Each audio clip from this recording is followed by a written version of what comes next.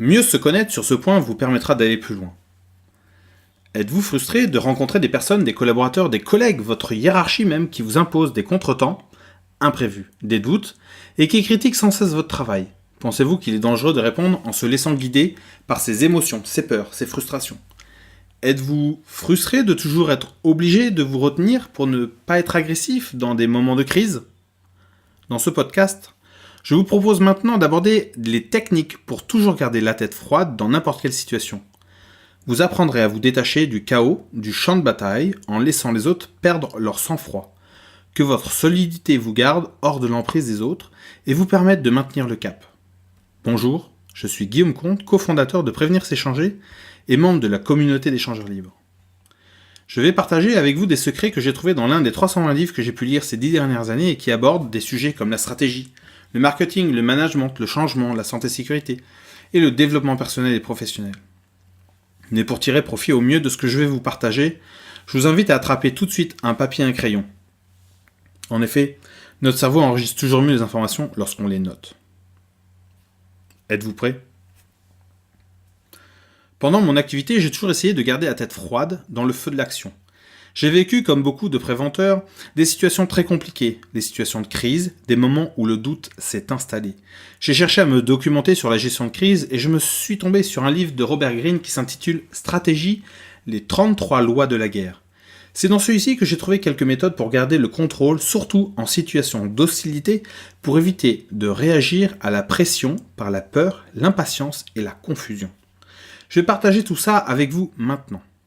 Dans ce livre, j'ai découvert des notions très importantes, comme par exemple que la raison est plus faible que l'émotion et qu'on ne peut apprendre à connaître cette forme de faiblesse qu'en situation d'hostilité, précisément dans les moments où il faut être le plus fort. Ce qui renforce la raison est une discipline de fer. Cette discipline se développe par l'expérience et surtout lors de situations de crise.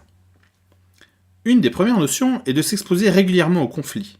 L'idée est de dompter ses peurs plutôt que de les ignorer. En vous obligeant à affronter vos peurs, votre angoisse diminuera et la confiance augmentera. Apprenez à ne compter que sur vous-même. Se sentir dépendant des autres rend vulnérable. Trahison, déception et frustration détruisent l'équilibre mental. On a souvent tendance à surestimer les capacités des autres au détriment des siennes. Apprenez à rire de la bêtise des autres. Le temps et l'énergie sont des ressources limitées. Il faut donc les préserver du monde des imbéciles, des impatients et des indécis.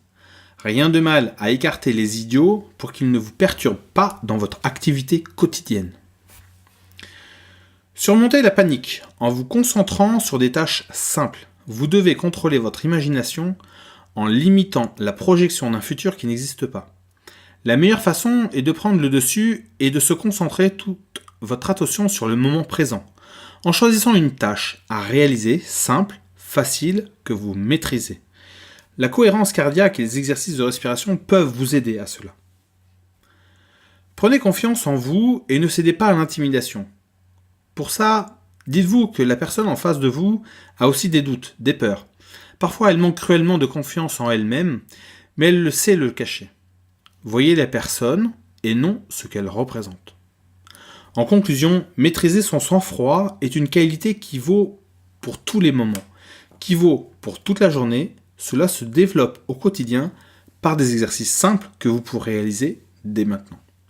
Alors, pour continuer à voir et à découvrir d'autres lectures, techniques, méthodes, concepts passionnants, et si vous avez appris quelque chose aujourd'hui et que vous avez envie d'aller plus loin, je vous ai préparé la suite qui se trouve juste en dessous. C'est sur un autre sujet complémentaire. Vous verrez, et ça va vous permettre de compléter vos connaissances, expériences et expertise. À très bientôt!